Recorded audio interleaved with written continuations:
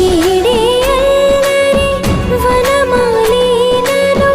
వీడే మనసున దయమాలి నందకుమారుడు మురళీలోలుడు నాగోపాలుడు ఏడే లీలా కృష్ణ కొలనిలో కమలములా కన్నెమది తనలో తృష్ణ తేనెలా విందిస్తానంటున్నది అల్లరి కన్నా దోచుకో కమ్మని ఆశల వెన్నె ఇది అందరికన్నా ముందుగా తన వైపే రమ్మని